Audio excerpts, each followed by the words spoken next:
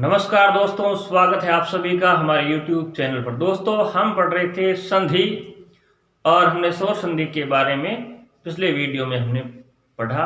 आज हम व्यंजन संधि से संबंधित चर्चा करेंगे। दोस्तों, व्यंजन संधि क्या है? दोस्तों, वह ध्वनि विकार जो परस्पर दो वर्णों के मेल से उत्पन्न होता है उसे व्यंजन संधि कहते हैं। दो वर्ण दोस्तों कौन से हो सकते हैं? बात अगर दोस्तों दो वर्णों की करें तो दोस्तों दो वर्ण स्वर के साथ दोस्तों व्यंजन का मेल हो सकता है, या दोस्तों व्यंजन के साथ में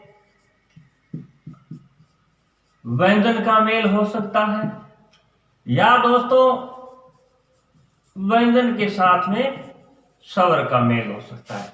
यानी स्वर के साथ व्यंजन का, व्यंजन के साथ स्वर का, या व्यंजन के साथ व्यंजन का जो मेल होगा, तो जो रिजल्ट के रूप में जो विकार उत्पन्न होगा वही दोस्तों हमारी क्या रहती है? संधि रहती है। दोस्तों आइए चलते हैं व्यंजन संधि को विस्तृत रूप से पढ़ते हैं। दोस्तों व्यंजन संधि को पढ़ने से पहले दोस्तों में घोष और अघोष का पता होना चाहिए। यानी घोष कौन कौन से वर्ण होते हैं, अघोष कौन कौन से वर्ण होते हैं। दोस्तों एक बार जल्दी से देख लेते हैं। जैसे दोस्तों क, ख, ग, घ, अंग, च, छ, ज, य, ट, ठ, ड, ढ, ण, त, थ, द, ध, न, प, फ, ब, ध, म, य, र, ल, व, श, श, है। दोस्तों ये हमारे वर्ण हैं। कौन से? व्यंजन वर्ण। अब इनमें दोस्तों जो क वर्ग, च, ट, त, प ये पांच वर्गीय व्यंजन है।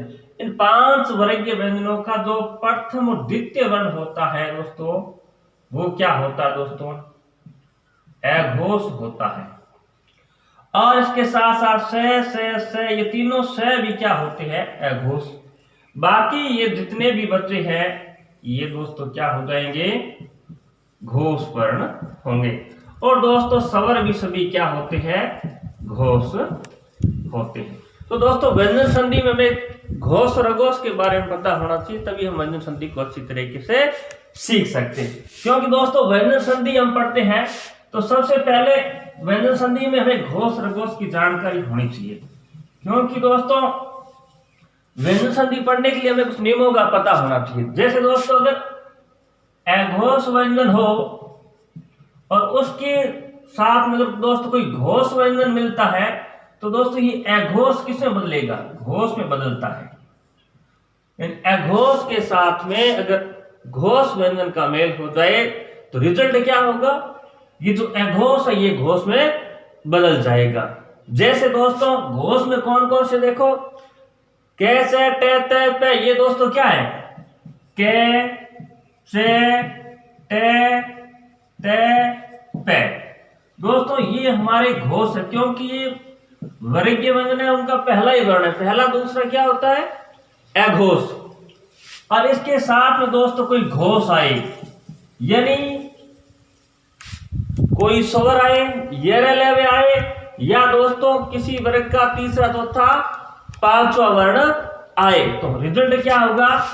क किसे बदलेगा? च, ट ये क्या है कि अघोष है वो घोष में बदल जाएंगे। यानी अघोष वर्ण जो है वो किसमें बदलेंगे? घोष में। और घोष वर्ण कौन सा होगा? यानी इसी अघोष का तीसरा, यानी क का तीसरा क्या होता है? ग, च का तीसरा क्या होता है? ज, ट का तीसरा क्या होता है? ड, और त का तीसरा क्या होता है? द, और प का तीसरा क्या होता है? ब। आइए दोस्तों उदाहरण के माध्यम से समझते हैं किस प्रकार परिवर्तन होता है। जैसे दोस्तों एक शब्द है सत्य, धन, विचार। अब दोस्तों यहां तय क्या है? अघोष है। ये अघोष है। अब होगा क्या इसके साथ में जो वह है ये दोस्तों क्या है, घोष है। तो ये अघोष तय ना अपने से तीसरे बदलेगा, तय थे द, यानी आधे द बदलेगा, तो ये क्या हो जाएगा से और फिर द और फिर विचार बन जाएगा। यानी सत धन विचार का अगर संधि करेंगे तो क्या बनेगा, सद विचार। जैसे दोस्तों और उदाहरण लेते हैं हम,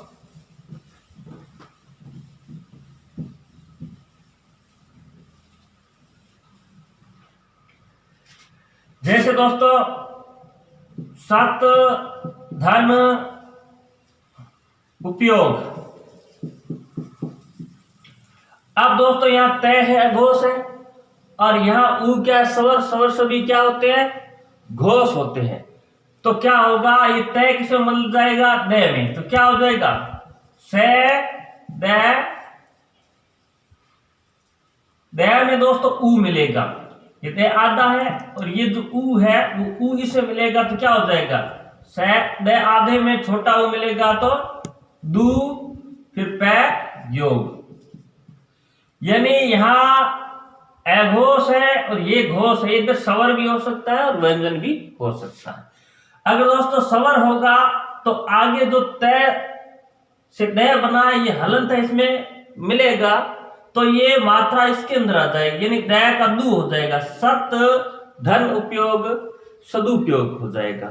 आइए देखते हैं और उदाहरण। जैसे दोस्तों वाक धन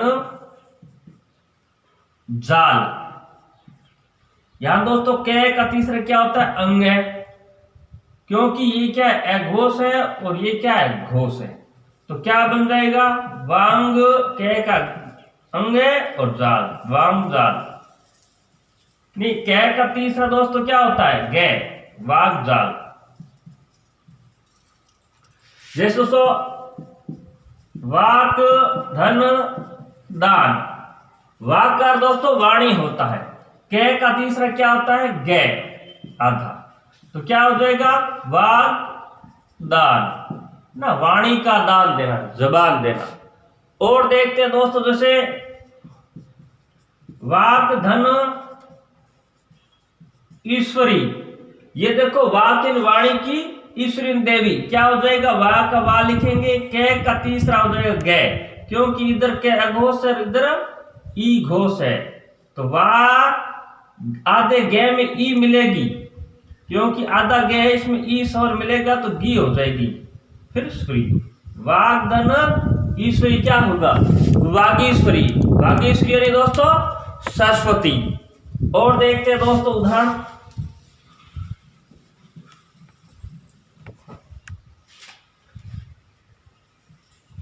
अच धन अंत। अब देखो दोस्तों च का तीसरा क्या होता है च छ जय, तो ये जय में बदलेगा, और ये ए है तो ये जय पूरा हो जाएगा, आधा न और तय, और इधर क्या हो जाएगा अच धन अंत का क्या हो जाएगा अजंत हो जाएगा। जैसे दोस्तों अगला उदाहरण सट धन आनंद। अब देखो टे का क्या होगा डे आधा, लेकिन डे आधे में क्या मिलेगा आ, तो क्या हो जाएगा डा, यानी सट धन आनंद क्या हो जाएगा सडानंद हो जाएगा। जैसे और उदाहरण लेते हैं अप का अर्थ होता है दोस्तों पानी, धन जय।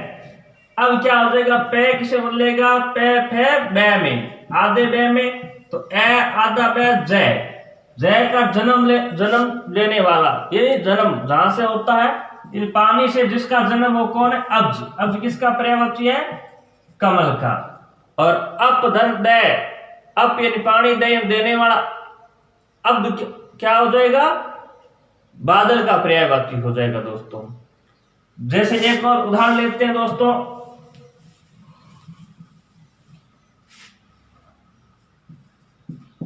दिक का तो दिशाएं होता है दोस्तों, दिशा। धन विजय क्या हो जाएगा के किसे बदलेगा अपने से तीसरे आधे गे में, दी का दी रहेगा, ये आधा गे है ये विजय, और इसको ऐसे भी लिख सकते हैं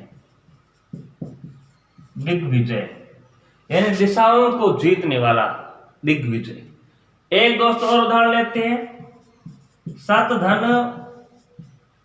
आचार, क्या हो जाएगा, तय का क्या होता है तीसरा दय, और आ मिलेगा तो दा, सदाचार। सत धन आचार का क्या हो जाएगा, सदाचार हो जाएगा दोस्तों। तो इस प्रकार से दोस्तों हमें ध्यान रखना है, जब पहले दोस्तों कोई अघोष वर्ण हो, उसके बाद अगर घोष आ जाए तो जो भी अघोष होगा वो अपने से तीसरे में बदलेगा, और पीछे वाला अगर स्वर होगा तो इस वर्ण को पूर्ण कर देगा, नहीं तो ये हलंत के साथ, क्योंकि ये क्या हलंत है तो गया हलंत होगा। अगर यह स्वर होता तो स्वर इसके साथ मिल जाता तो ये पूरा हो जाता, अन्यथा ये अधूरा रहेगा। तो दोस्तों ये था व्यंजन संधि का छोटा सा वीडियो। मिलते हैं व्यंजन संधि के नए नियम के साथ अगले वीडियो में, तब तक के लिए नमस्कार।